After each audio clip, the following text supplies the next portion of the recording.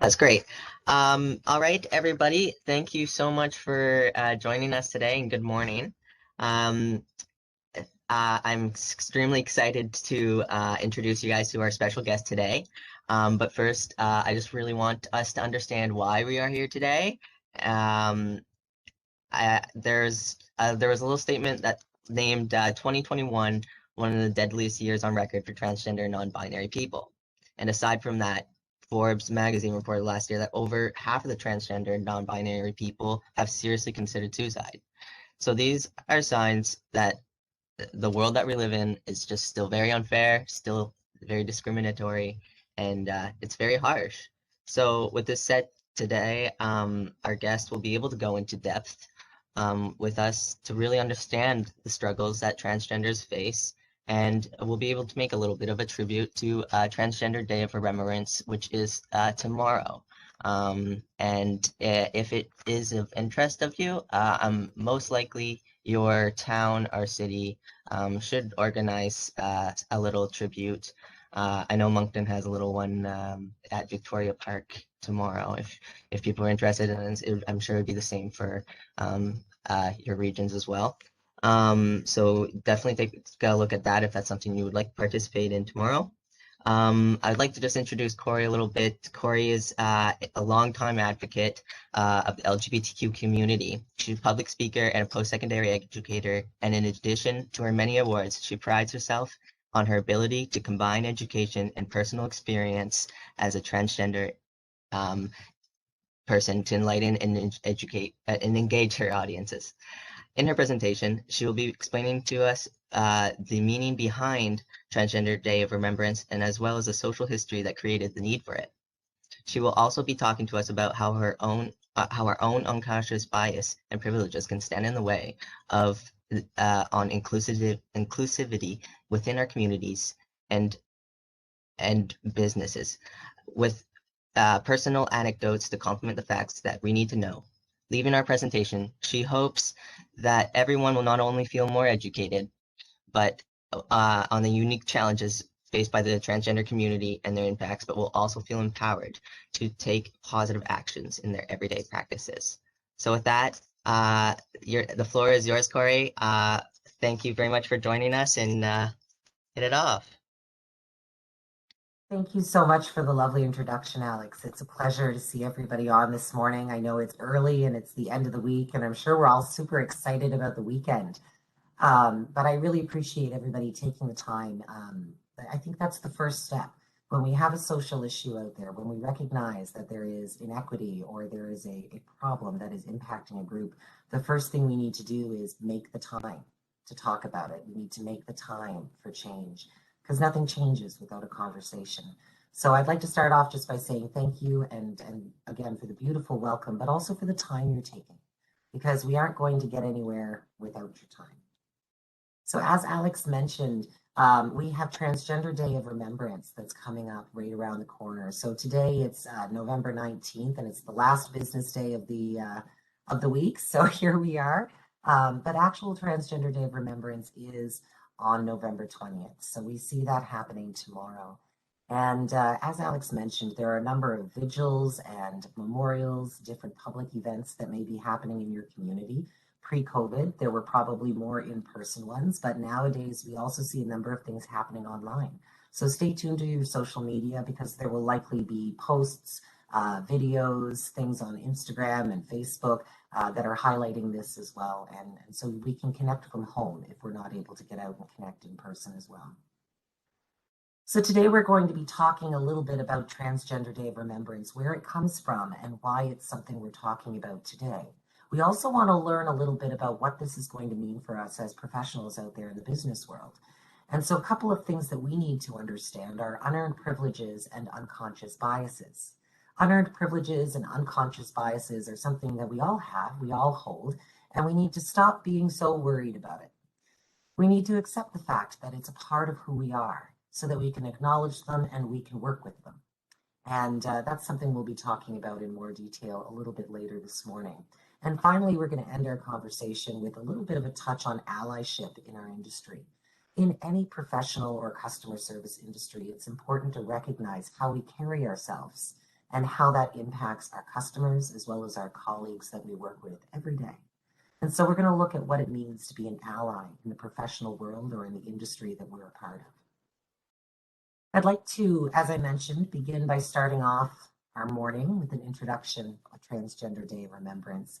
And I'd like to introduce it to us with this little quote from Gwendolyn Ann Smith, who is the founder of Transgender Day of Remembrance. She is an advocate, a transgender individual herself, who started the Transgender Day of Remembrance movement in 1999. She states that Transgender Day of Remembrance seeks to highlight the losses we face due to anti-transgender bigotry and violence. She began this vigil to honor the memory of Rita Hester, who was a transgender woman that was killed in 1998. And the vigil commemorated all the transgender people lost to violence from Rita Hester's death and onward that year. It began an important tradition that has become the annual Transgender Day of Remembrance and has grown to be celebrated in many communities around Canada and beyond our country as well. There is no stranger to violence and no stranger to transphobia when you are a part of the LGBTQ community. Every member of this community is impacted to some degree, although some of us more so than others. Gwendolyn Ann Smith recognized that some individuals were faced with such large and risky challenges that their very existence and presence here were being threatened. The suicide rates for the transgender community are so much higher than almost any other group that we look at in Canada. In addition to that, we recognize that the amount of transphobia and violence that the transgender and LGBTQ communities face are also much higher than their cisgendered and heterosexual counterparts. This means that people who are a part of the trans community are at higher risks for being hurt, being bullied, being socially excluded, and possibly even coming to the conclusion that taking their own life is the only escape from all the pain of exclusion and marginalization. This explains to us why it's so important for us to be talking about it today. And I want to add another layer to this thought for you. If being transgender and being a part of the LGBTQ community increases the likelihood of self-harm, suicide, injury from violence, what happens when we add other layers of risk onto our identity as well? What happens when, in addition to being transgender, we also identify as being lesbian or gay, and we are a part of an Indigenous or First Nations community, which we also recognize to be a high-risk group? What happens when we add another layer of a learning disability or a mental health disorder? Each layer adding increased risk of challenges that we are personally needing to face. How much closer to not being here are we getting with every layer of increased risk? This is why we need to take a moment today to learn from kindergartners. I've managed to learn some of the most valuable lessons in my life from children. And I think that's a beautiful gift that we can accept today.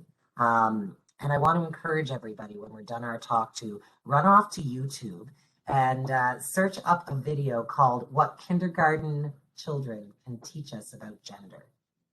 You are going to hear a lovely story. It's a TED Talk. And the woman speaking to you is going to explain to you about a very interesting situation she came across. She ran into a former graduate student of hers who was just about to graduate high school. I shouldn't say former graduate, but a former student of hers from elementary school years that was about to graduate high school. And very quickly she identified that this student was no longer presenting as a male, but the student was now presenting as a female. And after a discussion with the student, she came to understand that the student couldn't wait until they were out of school or on their own. They just couldn't wait any longer because of all the pressures of society and how bad they were feeling, trying to conceal their true identity and who they actually were. And so they had made a decision to live as their true selves. Now, let's be clear, this doesn't mean that they chose their gender, but rather they chose to express how they truly felt, as opposed to oppressing it and keeping it to themselves, as many people do before they come out of the closet. And so during this conversation, the teacher, her name is Batcha Greenwald, she started recognizing that even in her own classroom, she had perpetuated a lot of the framework that had created the problems for this student. You see, a lot of us live in a world that we don't even see the framework of. When you are a cisgendered female who is heterosexual, meaning you are biologically female, you identify as a female, and you're attracted to men, you fit pretty well in our social framework. There are bathrooms for you. When you walk into the store, there are styles that meet your styles. There are activities and toys that meet your interests when you're a young girl that identifies as a girl and relates to a lot of those things. But what happens when we don't relate to those things? All of a sudden, there isn't an invisible structure. It's not actually the norm. We start seeing that it's something we've created, and maybe we should be creating it differently. Thatcher went back to her classroom, and she proceeded to talk to her kindergarten students. You see, something happened that day where a young boy came to her class wearing pink, and the other kindergarten students started making fun of him for wearing pink because that's a girl's color. And so she started deconstructing gender with them. Who says it's a girl's color? Why is it a girl's color? What are girls' colors? What are boys' colors? What are girls' activities? What are boys' activities?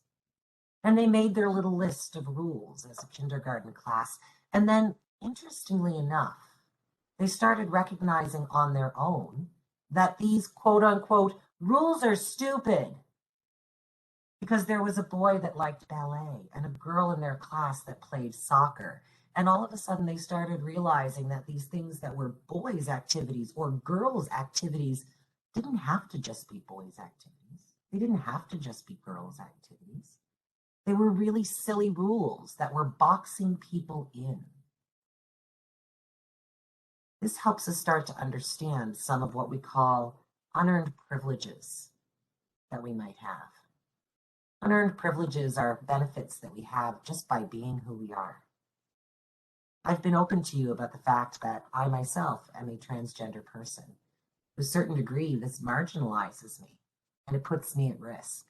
However, I recognize I also have a number of unearned privileges because although I may be a part of one group that puts me at risk, I'm also a part of a number of other groups that provide me with benefits. By being middle class, by presenting myself with a certain way, people treat me with a certain level of respect. When I walk up to a store wearing my fur coat and carrying my Louis Vuitton purse, somebody opens the door for me. They're very nice. Because even though I'm transgender, I still fit in the box of what most women look like when people see me. By being white, I don't have to worry about the safety of myself and my family when I interact with police or when they're out on their own on the streets. We recognize that people who are Black or other particular ethnicities are at higher risk for violence. I have many unearned privileges that I have not achieved. I've not earned them. They just come with being who I am. If I don't start recognizing those privileges, though, is it not possible that I might be walking around with what I like to call a set of blinders? We become culturally encapsulated. We become stuck in our own framework of the way things just usually are. It's the norm. And we forget that other people have different experiences. Just because people hold the door open for me and they respect me as a woman doesn't mean they do that to all transgender people. Again, I have an unearned privilege with my socioeconomic status, with my style, with the fact that even though my gender identity may be a part of the LGBTQ community, it still presents in a largely socially accepted way. What if I was a biological male with a full beard and a leopard miniskirt? Do you think that that individual would enjoy the same privilege as I do of being able to fit in and be treated respectfully? Or do you think they might be met with what we call negative sanctions? little glares, strange looks, disapproval that makes them feel less than or not a part of our society. Unearned privileges are something we all have, and there's something we can actually do something positive with. It's really simple. All we need to do is identify what groups we're a part of and what privileges come along with them. I mentioned to you a couple that I have. I didn't just know those. I wasn't born knowing about my unearned privileges and what groups I'm a part of. It's something I had to think about. It's something I had to reflect on. I actually personally enjoy journaling. I find it very helpful to unpack my thoughts and see things on paper. They're usually messy, a lot of diagrams and arrows and weird things happening, but it helps me understand myself better. And I'll tell you now, you can't understand other people until you understand yourself. So it starts with recognizing who we are, what our lens is, how we see the world, what are our privileges, and how does that shape our expectations? If I have certain privileges, is it not possible that I could expect other people to fit in that box too, to have that experience as well? Unearned privilege is a part of what causes unconscious bias. It's just a part. Unconscious bias refers to social stereotypes that we have about groups of people, and a lot of times they're formed without us even recognizing it. Unconscious bias happens from our lived experience, different values and beliefs that we accumulate. We might take them on from our family culture, from our peers, from social media, from mass media, or other forms of social forces. These biases have direct impacts on how we engage with others. And a lot of times they're not seen. I was recently very disappointed in myself to recognize that I have a bias against transgender people. Isn't that strange? I'm a transgender individual. But I started to recognize that all of a sudden, maybe, just maybe, I'm putting expectations that I have on myself on this whole community. Maybe, just maybe, when people don't fit into that framework, I'm judging them instead of understanding their perspective. I'll give you a few examples to help you understand. As a transgender advocate, I myself have educated myself quite a bit on what sexual orientation is, what gender expression is, what are all these social constructions around this. And I would like to pride myself on being well educated about it. It allows me to explain myself and other people. And I feel like when a group that I'm a part of is socially marginalized, it's my responsibility, my moral obligation to be informed and be a part of that movement and try to make some change for myself and the other people who are like me and connected to me. But does every transgender individual know everything? In fact, I've met a lot of transgender people who don't know a lot of facts about identity, about where things come from, about what avenues for support are out there, what hormones do when you engage with hormone replacement therapy. I recognize that I have a bias where I expect transgender people to almost be the experts on transgender people. But is that fair? Little shout out to our cisgender people, again, people whose biology and their gender identity match up. Are you the experts on cisgender? Or is it just something you kind of take for granted? It's a part of who you are. And I kind of know what that means, but I wouldn't say I'm the expert. I haven't realized how I developed my heterosexuality. I haven't realized how I've developed my cisgender identity.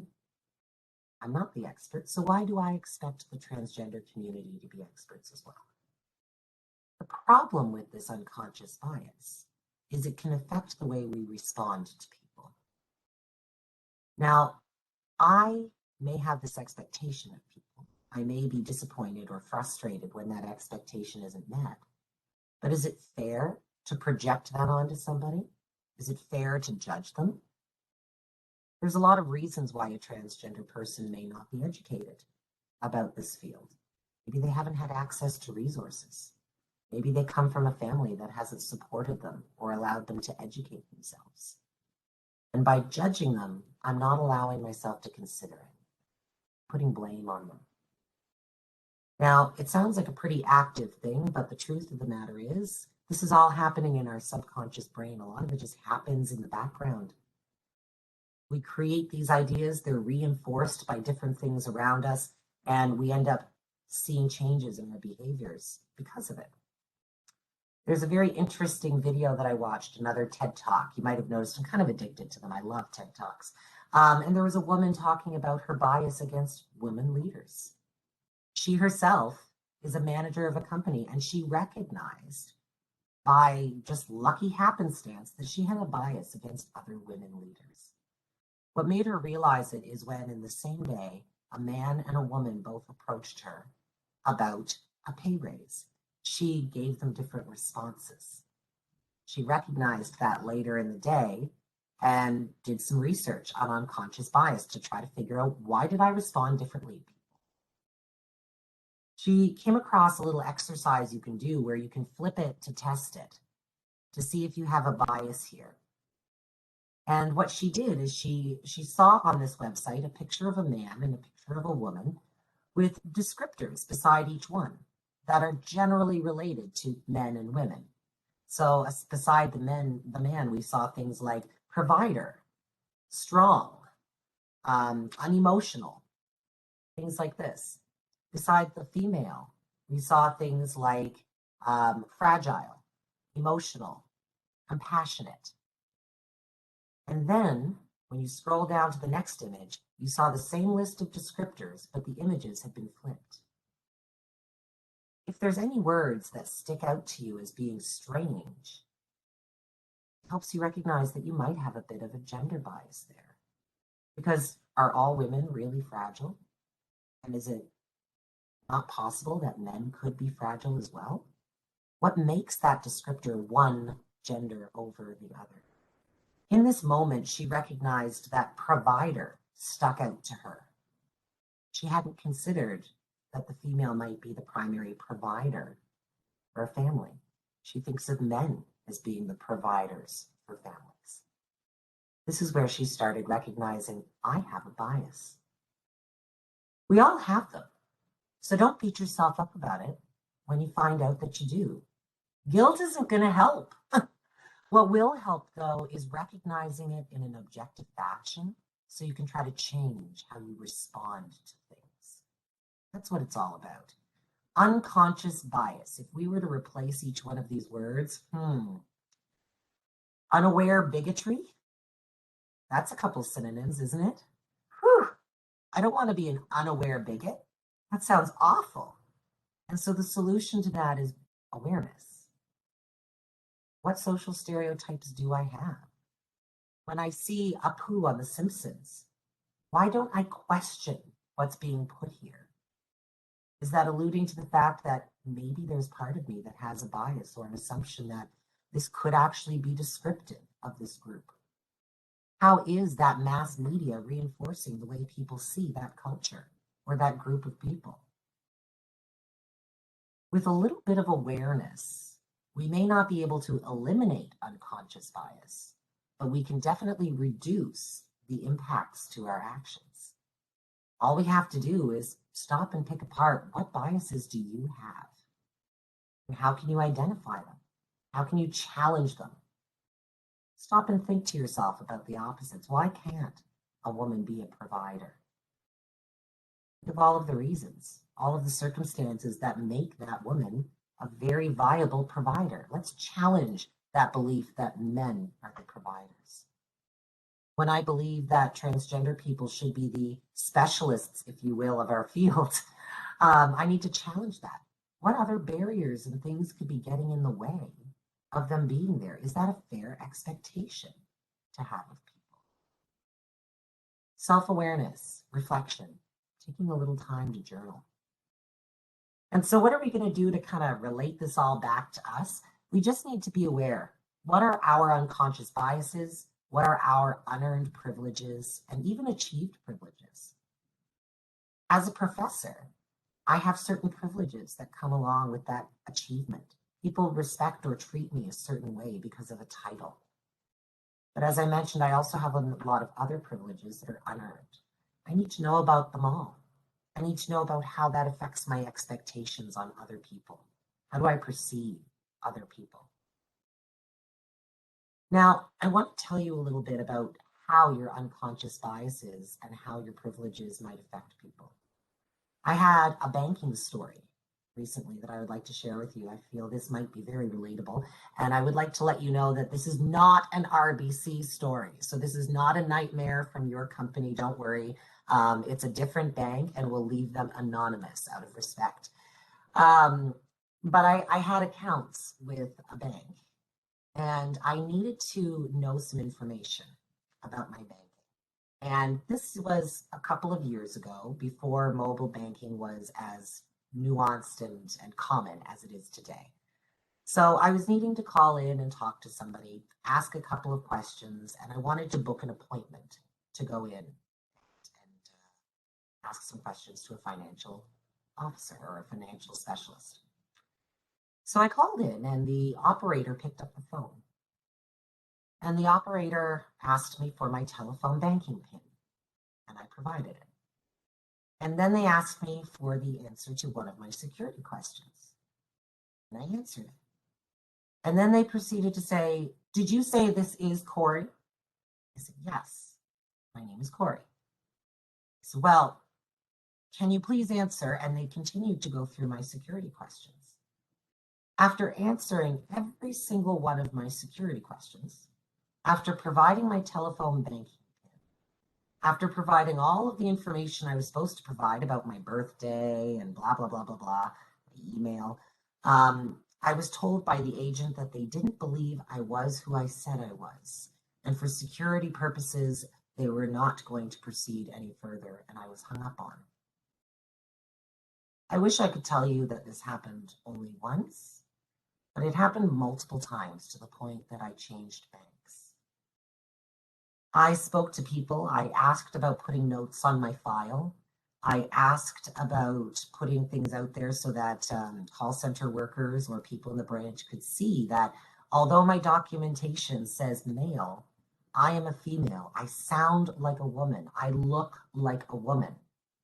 But because of logistics of the time, several years ago, it was very challenging to change some of those documentations and some of those markers. That put me in a different category than other people. And time again, when I called in, the workers on the other end of those call center phones didn't consider that.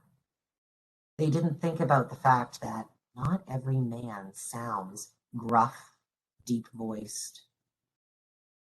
Some biological men can grow up to be very established, considerate, and delicate ladies like myself. And that's something that people never considered. People didn't take the time to look for those extra layers of documentation. I asked for different notes to be put on my file. I asked if my Mr. could be changed to Miss or Mrs.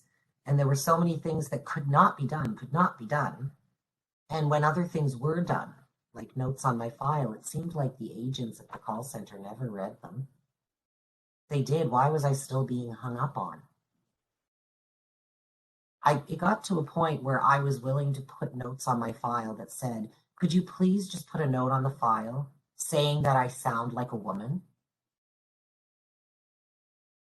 I was past the point of even being concerned about being misgendered. I just needed to be able to access my bank accounts. How does that impact a person when they can't pay their bills, do their financial planning because they're being kept from their own services and their own accounts? Because of bias, because of not taking that little bit of extra time to consider, could this be this person? Is there extra documentation out here to direct me? It's not uncommon for this kind of thing to happen. Like I said, it didn't happen once. It happened multiple times. Now, in addition to affecting my ability to do my banking, this type of thing also has the ability or that potential to impact a lot of other things as well. See, I'm not the only person experiencing these types of challenges. And people who go through these types of challenges are marginalized. They're pushed away from the fringes of society. I want you to think of a dartboard, and everybody's standing in the middle of the dartboard. And there's all these magnets around the outside. One is a poverty magnet. One is a gender identity magnet. One is a sexual orientation magnet. One is a physical and mental ability magnet. All sorts of different things that could pull us out from that center and marginalize us, take us away from the center of society where we're connected and accepted by everyone, away from the center of our dartboard. The more marginalized we are, the further we're pulled out from the center by these magnets, the more likely we are to experience problems with our relationships, our family, our career, an increased risk of mental health and substance abuse disorders, traumatic experiences. We need to take that intersectional approach and recognize that people who are increasingly excluded become increasingly at risk. The transgender community is one group that is in and of itself a very high risk group. But if we take that intersectional lens where we can add other layers, there's also that potential of that transgender person having other identities that also put them at risk. This can be very traumatizing for a person, and I want to tell you now that trauma has physical impacts to who we are. When you experience something that is so traumatic that it overloads your senses, your brain starts making connections that this sight, this sound, this word, this tone means this. It puts you into that fight or flight defense mode. It's great to have a fight or flight mode when you're in danger. If you are in the woods facing a bear, you want an adrenaline rush so that you can fight or flight and get out of there. You don't want to be around a bear. But what happens when that bear follows you home? And little sounds and little lights and little smells remind you of the bear, and you have that response, but there's no bear. That's what trauma does for us. And we need to remember that as well in our practice, because you are going to have people that sometimes take things a little more personally than they mean to. I can tell you now that when I went through my experience of being cut out of my accounts and being hung up on, I was very rude. When I called back, that poor next person at the call center, they really got it, because I couldn't understand why I was being kept away from things that I had the rights to, that I paid for every month as services. I couldn't understand it. And I bet that the call center agent I spoke to couldn't understand why I was so upset. Based on the attitude I got and the fact that I had to ask to speak to their supervisor, I can almost guarantee they just couldn't understand where I was coming from. My anger and my frustration had nothing to do with the person I was talking to. But they had a pretty challenging time depersonalizing it, taking it one step back to see that it wasn't about them. It was about other things. It was about the fact that I didn't have the same privileges that they had. And some of those privileges and some of those biases that people held were actually excluding me and affecting me. They didn't recognize that my experience was different than theirs and someone else's. That this was a big deal. It was frustrating to have this happen every time I tried to use the telephone banking service. And so all we need to do is start recognizing these things, putting them together, and using a little extra empathy.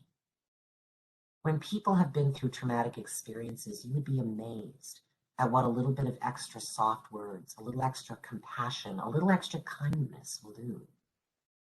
Because it's not about you. It's about other things. It's about the fact that they need a little understanding, that they fear something, that they feel at risk or judged or ashamed or scared. A little compassion and a little empathy really help to fix those things, calm a crisis, connect with people, and make a difference.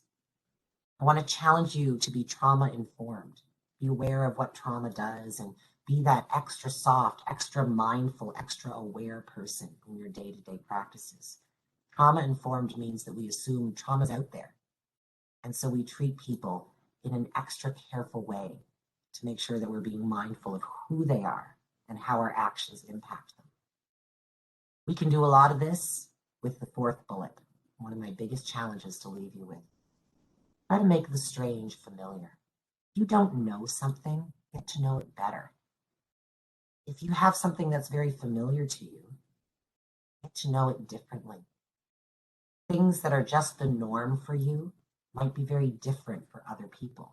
So make the strange familiar, make the familiar strange. Seek to understand your world differently, to see your biases, to see your privileges, to recognize how they impact and influence who you are, how you carry yourself, and how that, by comparison and one step beyond, affects other people. And so this is pretty much coming to the end of our presentation, and I hope that that leaves you with not only a better understanding of some of the challenges that are faced by the transgender community, the reason why we need to take the time to support and acknowledge and provide this day of acknowledgement for them. But I also want to leave you empowered that there's so much you can do just by being aware, by unpacking your own identity, your own lenses, your own biases, by being mindful of how you carry yourself and how you respond to people. I'm a big believer in what Stephen Covey has coined the 90-10 principle. 10% of life happens around you. There's no control of it. But 90% is extremely based, entirely pretty much, on how you respond. When your daughter knocks over your coffee on your lap, do you yell at her, scream at her, throw a fit, run off and get changed? If you do, how does that affect your day? How does that affect your relationship with your daughter? When you're so worked up and she's so upset that she misses the bus and you're speeding to get her to school and you get a traffic ticket, is this the police officer's fault, your daughter's fault, or is it your fault? The way that you're responding to things. You could have just stayed calm and a little bit more mindful, responded instead of reacted. Could it not have changed your whole day? This same empowerment is the gift I want to leave you with. Practice. Changing your responses, being aware of your identity and your ability can have a huge impact to the world around you. Thank you again for your time today. I know that we only have 2 minutes left, but any comments or questions? That's great. Awesome. Thank you so much, Corey. That was so insightful, so touching, and it was so relatable for the industry that we're in. Yeah, I'm honestly kind of speechless. It was fantastic. If anyone does have any questions, you can feel free to send them in the Q&A. Or if they come on to you later on in the day, don't hesitate to send them off my way, and we'll get them answered somehow. But I'm yeah, I'm more than happy to answer them too, Alex. You've got my email and my Facebook, so I mean, if you collect any questions from people, don't be shy to forward them off to me, and we'll chat. That's great. Thank you so much. Thank you very much for sharing those perspectives. I think that those are really key strategies on being on really being the best advisors that we can be. That empathy is really key, and really kind of stepping back. And I'm hoping that this encourages some people to tell others about this call, because we'll post the recording. And I think that this call has a huge power in making a big difference among many advisors here. So I'm hoping that this call continues to create an impact here throughout the next little bit. Thank you so much for your time. We're about a minute out here for the end of the call, but I will let you know if there's any messages there. And thank you very much for everyone who joined us this morning. And I hope you guys have a wonderful day, and I hope you guys take a moment to remember that tomorrow is Transgender Day of Remembrance, and you can maybe put a bit of what you've learned today into practice. All right.